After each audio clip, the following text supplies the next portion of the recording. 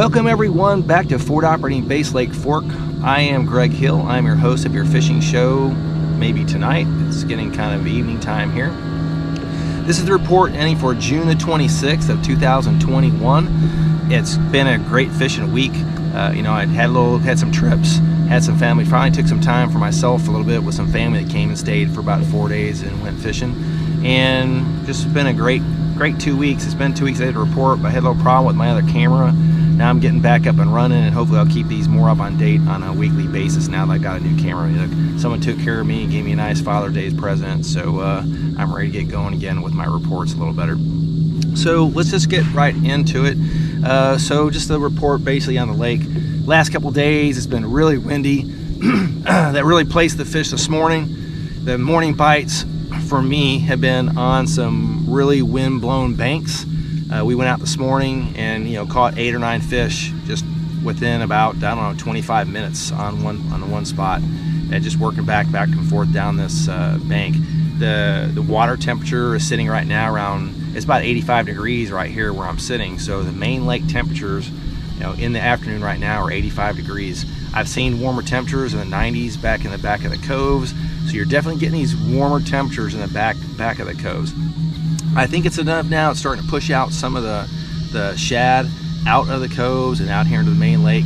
Just in this last week and a half, there's really been kind of an offshore spots starting to show up, the fish starting to show up. And I'll have some pictures of some pretty good fish I caught on a main lake point in the deepest water of this lake almost, down with my nephew. So I think it's really starting to the summertime fishing is starting to happen. That's why I'm actually going to go out and do some night fishing tonight, check out some night spots. We've got pretty much a full moon tonight, so I don't know what else is going to what it's going to look like here. But when we talk about the upcoming week and what's happened in the past, this weather has been changing so drastically. Now all of a sudden we don't really have any rain. We had a ton of rain. The water level is way up and back down and way up and back down. The water level is at just over 403 right now, so it's at full pool.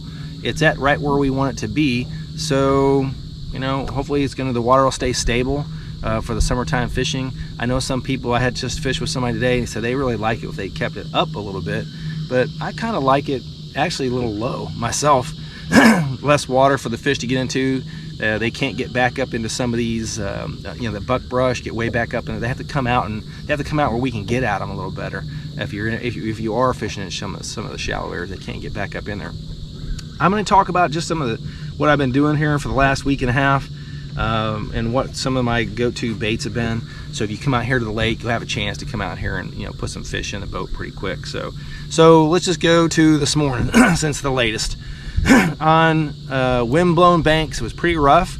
I told my customer we're going to go there. There's going to be a lot of big waves there, and there were 2-foot waves sitting on that spot, and we were getting bucketed around, but we caught fish. And the fish came on it's a Zoom fluke, watermelon candy, watermelon red, whatever the color you're going to use in that watermelon series. And then I'm dyeing the tail a chartreuse color, so that's important. Now I'm throwing it 2 ways. I was throwing it weightless. In this case, I'm throwing out a modified Carolina rig, just a short Carolina rig. I put probably a 1/4 ounce to 3/8 ounce weight on the front of that. Sometimes I peg them, sometimes I don't. Just depends on how much I want that the weight kind of moving around with it. But this action just lets it kind of bounce around in those waves a little bit. And I don't like the really long leader right now and that stuff, because if there's grass or anything nearby, all the extra leader just gets kind of, I think, messed into the grass. I want something that's going to be able to go through it and kind of seeing it working its way through the grass. Now look, if you're fishing in grass that was deeper grass, like 2 or 3 feet deeper grass, and you want this to kind of go on the top, you have 2 choices. The weight can either pull it down in the grass and you move it through the grass, kind of work its way through, or you put a longer leader on it. That weight will go down in the grass, you'll pull it along, and this fluke will just stay on the top of that grass underwater and kind of work its way around the top. You can try it both ways, but I've had more luck with this shorter leader recently. And it's back to the Skeeters tournament. The people I were talking to, my friend waded fish in, he was throwing it weightless, throwing up in the grass and kind of working it through real slow. That was the bite that we had. So look, I'm throwing 6XD crankbaits right now. So I've started off in the morning, one morning, in 20 feet of water on a major lake point, There's schools of fish. The most important thing out of all this is try to find the bait fish. For the last 2 days, I've been going to a lot of spots, and I wasn't finding a lot of my bait fish. We fished some deep spots today.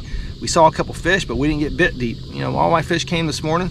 All my fish that I caught this morning were all between 2 and 3 feet deep. My offshore bite today was not working. Did not get a single bite offshore today. So, but it was only half day. We ended around 11:30, so we kind of ended kind of early. And maybe if we fished all day, we get a chance to get on some of the deeper spots when the wind died down a little bit. But when I'm throwing these big, Magnum, Monster, Zoom, red shad worms, the big old products, 12 inches long basically, and then of course you got the 10.5 inch worm. And this is in watermelon red, so 10.5, 12 inches long, ribbon tails, throwing it down there, Texas rig it, Carolina rig it, or even drop shot it, one of the two. So I'm having better luck, basically shaky head, like a football shaky head on that. So that's what I've had better luck on. I'm throwing some VM baits, it's just a big old worm. Just look, it's another watermelon seed. It's a big 12 inch worm. And your big worms down in those colors, and the green colors, the reds, I think, can work down this deep water. Sometimes I throw a ribbon tail, and sometimes I'm not. The most important thing I've noticed, I think, is that throwing the football head jig, if you work it real slow, you're gonna get that wobble out of it. The weight should never break contact with the bottom. So it's gonna be wobbling along. And what that should be doing is just getting that tail of that worm as it's wobbling to kind of wobble back and forth real slow under the water. And hopefully that's triggering the bites. One of the good bites I had, a deep 20-foot deep crappie stack just the other day, was throwing around the sides of it. You can see the fish, see the fish around it, throwing around the sides and working around the sides of it to try to get a bite. And we call it like a 4-pounder doing that. So lipless crankbaits, good search baits still right now in the mornings. Spinner baits, I caught some on a spinner bait with some clients.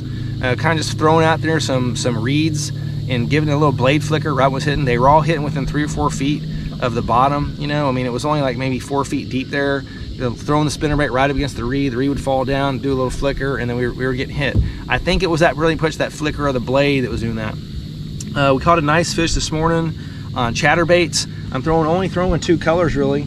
I'm throwing like a bluegill kind of chatterbait, and I'm throwing kind of a shad, a white and a chartreuse color chatterbait. It's really the only 2 colors I'm throwing right now. And then of course you can throw the underspins, and then kind of like your swim bait sizes. Just try to match the size of the shad you're seeing doing that. But for mostly part this morning and the other mornings, it's been trying to find these wind-blown areas. If the wind wasn't blowing up, I went to these areas that are deep offshore points and kind of expected to see the shad there, and we did. So hopefully that. Well, look, it's getting kind of dark here, and I don't want to really going to go too long. But I'm going to get another report out here soon. I just want to get one in the books here.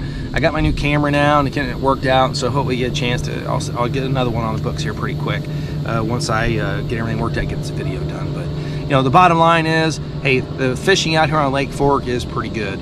I'm having like really good time in the morning, and then there's like a slack time, and then get a better time, and it's either slack or good in the afternoons. I've had some good afternoons, and I've had some afternoons where you have to go around. We're going from spot to spot to spot, and sometimes I get there and there's fish there, and sometimes they're not.